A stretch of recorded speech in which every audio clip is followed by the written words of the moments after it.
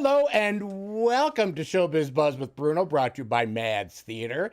We are back after a little hiatus, and we brought a little of the wonderful weather back with us today. It's glorious. And we're thrilled that my best friend in the world, my BFF forever, Jen Farley, is here today to talk about her upcoming fabulous cabaret show. Hi, Jen. Thank you for honey. foraging through the snow. Literally foraging through the snow. So, first of all, for people who may not know your fabulousness, tell us a little bit about yourself and what your life has been up to this point. Well, I was born on a cold winter's day in January. Legit. But I think it was like this blizzard of 78. So I am a middle-aged white Midwestern Jewish woman. So I love to sing and dance, and I love to perform. I've been doing that for my entire life. There is somewhere out there recordings of me singing The Sun Will Come Out Tomorrow when I was like 3 years old at an open house somewhere. Gosh, I wish we had that clip. I know. Roll it, Ben. So how was your journey from your hometown to Madison? When did that happen? So I grew up in Cleveland, Ohio. Yes, I grew up in, that's where I grew up. Ironically, I was born in Wisconsin, in La Crosse, and my parents lived there for a year, and then they moved back to Cleveland, where they're from. Who knew? So I am truly a Wisconsin girl. See, I did not know born that. in Wisconsin, yes. So I grew up in Cleveland, and I did theater. I did youth theater at Heights Youth Theater in Cleveland, which is a renowned youth arts program, and it's still in existence today. And many Broadway actors and actresses have come from that program, which is really amazing. So I did that, and I found that I loved singing and I loved performing, and I did theater all through high school. And then in college, I joined a rock band because I had to break out of that theater shell and really let my pipes go. And so I joined a cover rock band in college, and we played on Fridays and Saturday nights from 10 p.m. to 2 a.m. every weekend. And what was the name of it? No Matter What. Very nice. Yes. No Matter What. And we did lots of covers, and we played the Cleveland cover band circuit. And how many were in the group?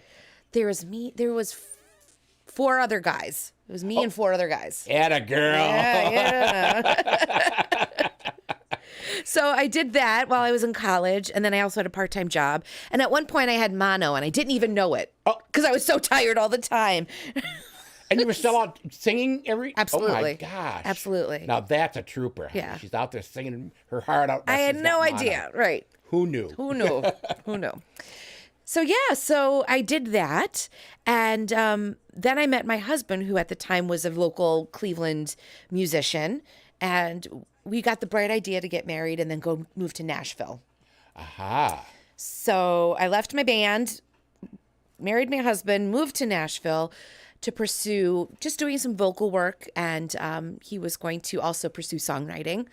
And, sometimes the best plans are not what happens. We got to Nashville, had a great time, established a great family and community there. But then we kind of both stopped performing. There was, like, you throw a rock, you hit a musician in Nashville. And I just didn't feel like competing with that. So we started a family in Nashville and then decided to move to Madison in 2010. And I had stopped performing altogether at that point. So what convinced you to come to Madison? We had heard that it was a great place to live. Except when it snows. Well, like even it then, does today. Well, so we were tired. We were tired of Nashville. We loved being there, but it's a great place to visit. And God bless them, but I'm not a Southerner. I am Midwestern. I am not a Southerner. So, bless your heart. Bless your heart, honey. And it's so funny because when I lived in Nashville, my Southern accent was non-existent. My Northern accent became stronger. Uh-huh. And then I moved to Madison, and within a week, I had a Wisconsin accent. So that was pretty funny. So we moved here. It was a great place to visit, and we came to visit, I should say, and we loved it. And so I said, well, let's just do it. Let's go back up north. So we did, see how it would turn out. And we've been here 13 years. And then how did you get involved in the music scene here? Well, so like I said, I was not singing at all. Right. I was working, I was being a mom, I was being a wife, just doing that stuff. And my band that I had mentioned from Ohio, we were going to have a reunion show. Here in Madison? No, in Cleveland. Oh, okay. At the House of Blues in Cleveland. Wow. And I was like, if I open my mouth, rust is going to come out of my pipes. Like, Now there's a visual. so I was like, okay, I need to practice. I need to start practicing and getting up on stage again. So I asked a dear friend of mine if she would go with me to Gomaroke that they used to have at the High Noon. Right, with the Gomers. I was like, okay, so I'm gonna just try it. Just get up there and start practicing. So my friend Anne and her husband went with me to Gomaroke, put my name in, and I was gonna do Barracuda by heart. And as I'm walking up on stage, my friend tells me that she turns to her husband and she goes, oh, I hope Jen's pretty good. I have no idea. Oh. She had never heard me sing before. And I had known this woman for years. Wow. She goes, I hope she's good. I hope it's not bad. I get up on stage. I sing with the Gomers. Jaws hit the floor. Like, so then my friend, who is a wonderful human, was like, well, let me introduce her to other people around town. So my friend introduced me to Beth Kelly. Aha, the Beth Kelly connection. And if you don't know, you got to know. If you want to do anything in music in Madison, you got to connect with Beth Kelly. Absolutely truth. So I was asked by Beth to do her Chick Singer Night one time. And I met Shondell at that show because Shondell was in the band and Beth was in charge of the whole thing. It was there's a house band and Beth had different women come and perform 3 or 4 different songs. A couple times a year she would do it, and just an opportunity for women to showcase their vocals. So I got up there and I did it and I rocked the house. I sang Me and Bobby McGee. Yes, baby. And accidentally hit Beth in the head at one point. And Beth just saw stars and was like, I love you. So from that moment on, Beth and I became best friends. And she asked if I would join a band with her and Shondell Marks. And that was the forming of Gin, Chocolate, and Bottle Rockets, which is our female trio. Which is, if you have not seen them or heard them, I highly suggest that you get off your and listen to these girls, because their harmonies are so tight and they're so good and so talented that if we were anywhere near like New York or LA, they would be megastars. So seriously, Gin, Chocolate, and Bottle Rockets are the best. We love them. So you've been doing that for how long? It'll be 9 years. Wow. I know. I don't know where the time has gone, but we have been performing together for 9 years as a trio. Interesting. And you've played all over the place, right? Yes. All over Wisconsin. We've done a tour down. We went back down to Nashville. We went to Cleveland to visit my people there and have performed there. Up in Michigan. So yeah, we've been around the Midwest. And so you mentioned Beth Kelly, who obviously has 25,000 different bands in town. And she works everywhere and is amazing. And where she gets the energy, I have no idea.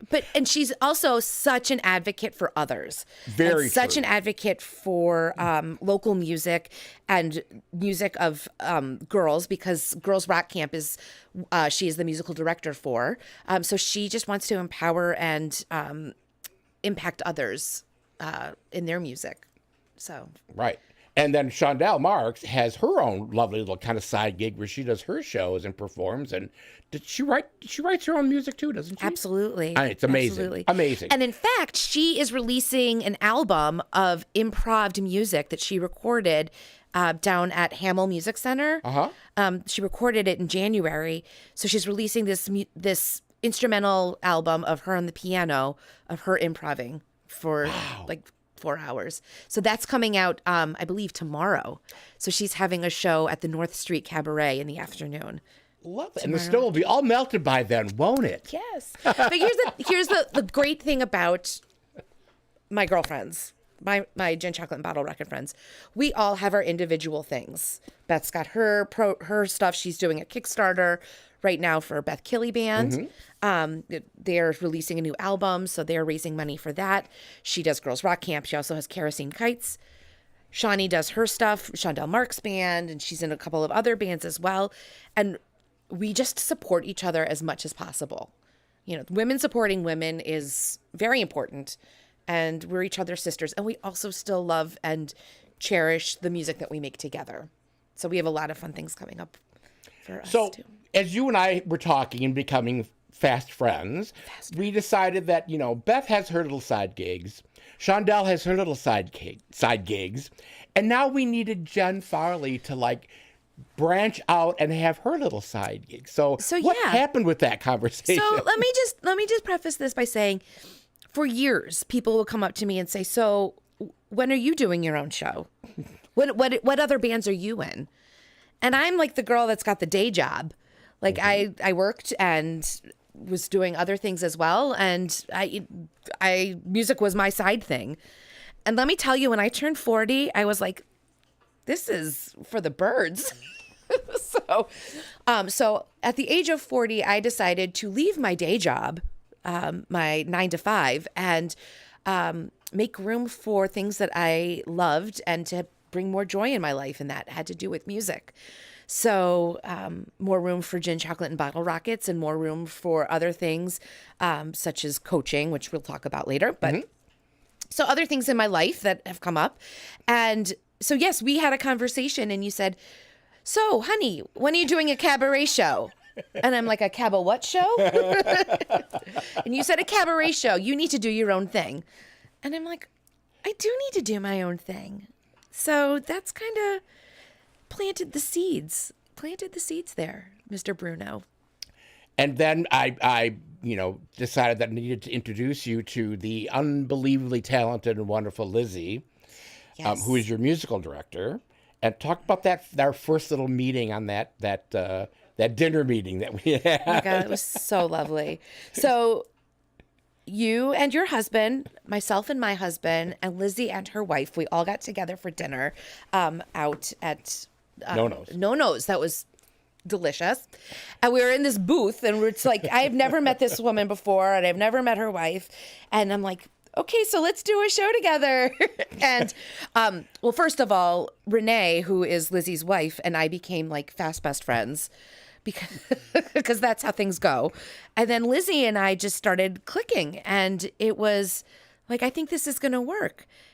So Lizzie and I started meeting one-on-one and collaborating on some music and coming up with ideas. And in the last few months, as we've been talking about it, it has just grown into this beautiful relationship, not only musically, but as friends.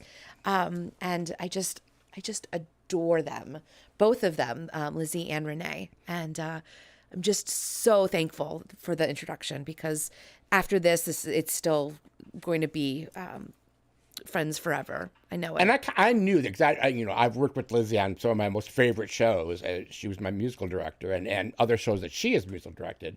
And when we were talking about who would we want to accompany you and have, be like on stage with you, and be like, I thought the best person in the world that I could think of right off the bat was Lizzie. So I was really happy that, number one, she had the time, because she's a busy person. Yes. And that she would really get to like you right off the bat. And I thought, that's a no-brainer. They're gonna love each other. So I was really, really happy that came together. And I'd also kind of steered you in the direction of Andy Abrams. Yeah, so puppet master over here. Pulling all the strings. Yes. So I had asked you about who can I take vocal lessons from. So I've been singing my entire life, and I would take lessons here and there, but I'm a belter. And, now that I'm in my 40s or whatever, some of my old tricks just don't work anymore. So I thought, I think I need to get some lessons just to try some different techniques. So you did point me into the direction of Mr. Andrew Abrams from the Capital City Theater. And he and I became fast friends, and I love him. I love him very much. And so I've been taking voice lessons from him for a few months now. And he also introduced me to Gail Becker from Capital City Theater. And she sat down with me and mapped out what a cabaret looks like and what a cabaret should be or could be. So the support from the local community in arts, not only in music, but in theater, it was just like a coming of different ideas. And it was exciting. It was really exciting to be able to collaborate with them as well on this one show, because I'm coming with like the local music, local rock scene ish, like the local music scene. And they have this local theater scene, and never the two shall meet here in Madison. But we're going to change that. We're going to change that. I really feel that way. Yeah. And so tell me a little bit about some of the other people who are going to be joining you at this delicious cabaret Yes. So I have adorable Miss Lizzie, who's going to be my musical director as well as the keyboardist and accompanist. I also have Jenna Jonas, who will be playing drums, and Dan Kennedy, who is playing bass. And they are both staples in the Madison music scene. As well. They're wonderful. And then I have some very special guests, so including my girls from Gin Chocolate and Bottle Rockets, Beth Kelly and Shondell Marks. When this was planned, I sent a date out immediately, and they blocked it off their calendar because they are also very busy women. But I also asked my husband to perform with me. Mike and I used to play out and do a duo gig when we first were dating and early married at a bar in Cleveland called Flannery's. So we used to perform together all the time as a duo. And he really has stopped performing. And then during COVID, we did do a couple of live streams together. But I thought this would be a great opportunity for us to sing together as well. And then somebody else decided that he had to become a part of the show as well, right? So yes, my 15-year-old son, Jonathan, asked if he could perform as well. And if anyone knows me, they know all about Jonathan. Jonathan's a very sweet and special boy, and he asked if he could perform too. I love that. And I think he's going to steal the show. I legit think he will be stealing the show. And you also have a wonderful opening act, right? Like a professional cabaret show. I do. So to warm up the audience, I asked local comedian. So not only we got local music, we've got local theater, but we also have local comedy, which is this whole thing too. Local comedian Vanessa Pants Tortolano. Love her. She's with Monkey Business here in Madison. She is going to do a stand-up set for me to open up the show, which is going to be great. She's crazy hilarious. And so tell folks a little bit about the Burr Oak. So the Burr Oak is off of Winnebago. It used to be called the Winnebago. But it is a lovely, beautiful little room. They have a restaurant that's part of the Burr Oak, but it's two separate businesses. It's called Ahan. That's in front of the That's in front. Showroom. And then you can order food and they'll bring it to you in the Burr Oak. And it's such a great sound system there and such a great venue, like a small intimate venue. So I'm very, very lucky to have booked that room. So I'm really excited about it. And tickets are going fast because tickets are going fast. It's next Friday, correct? It is. And they can get tickets on the Burr Oaks Oaks page. Yes. Right? Yes. Right. 8 o'clock? Yeah. And 20 in advance, 25 day of sale. Yes. So get your $5 discount now. Call in now for an evening with the lovely and talented Jen Farley and friends. Right. With musical direction by the lovely, lovely and talented Lizzie Haller and directed by some hack named Michael Bruno. I hear that He somehow got his foot in the door there. Puppet master. He's the puppet master. So give us a little like taste of like what kinds of songs will you be performing in the show? Well, What's the genre? it expands many genres. We've got a little bit of Broadway, of course. A little bit of hello, Broadway. So we got a little homage to Barbara. Beautiful. Barbara Streisand, a little bit of homage to Bette Midler. Yes. And then we've got some disco in there. Yeah, baby. Ooey, ooey.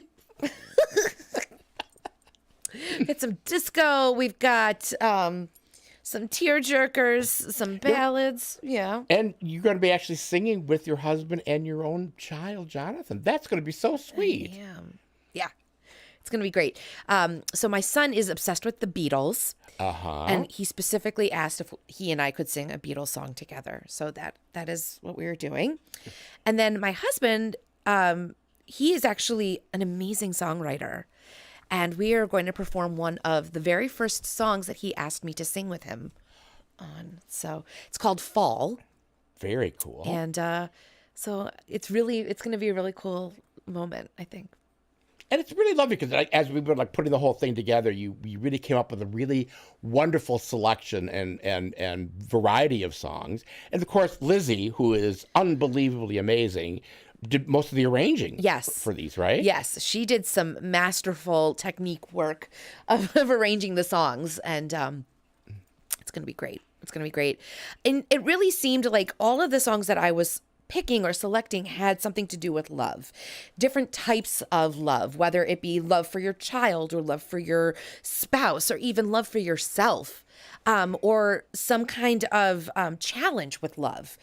So the cabaret ended up being themed Lessons in Love. So we're going to talk about different lessons that each of these songs bring out about love, how hard it can be, and how rewarding it can be. And that's just what it's going to be about. And that all kind of blends in with your coaching. Yes. That you do, yes. right? So FYI, I am a certified professional life coach. I am. I know you are. I am. I swear. I once said that at a show and I got people laughing. And I'm like, wait, no, I'm not joking. So I am a certified professional life coach. I trained at the UW-Madison for their professional certification. And I'm also accredited through the International Coaching Federation, which is a global coaching network of amazing coaches around the world. So yeah, I coach people on creativity and helping them find the rock star within. Love it. So I do one-on-one coaching. I've done career coaching, and I've hosted group coaching and workshops on helping people ignite their passions. And it doesn't have to be anything about music. It could be about connecting again with nature, and that's a passion that they have and they want to pursue that, or connecting with a job that would better suit them. So that is also one of the things that I do, and I love talking to people about it. So. And how do people connect with you to get you to be their coach? So I have a website, CoachJenFarley.com. And I have all of my information on that website. But again, we've hosted different workshops and different retreats as well. I've paired with a wonderful woman. Her name's Kate Bast, and she is a certified professional forest bathing guide. So it's not getting naked in the forest. It's why not? I mean, you could if you want to, but it's really immersing yourself into nature. And then I come in and we do some immersing yourself into your own body and what you want out of that. So we've done some really cool nature retreats in the last year. And then my girls and I have done a retreat as well called Living in Harmony. So coaching really has become this thread for me to bring music and connecting with others and helping other people. So that's what coaching's all about, is really like finding that thread to connect people together. So And so now with all this wonderful background, everything that has led up to this point of this one night only extravaganza lessons in love show, do you think it'll have a little future after the one night only? One night only. I would hope so. I really do. I really hope so. Gosh, I just have visions of like having like a monthly show or something, like, you know, what is that called? I cannot think of the word right now. Where residency. Oh, residency. There you go.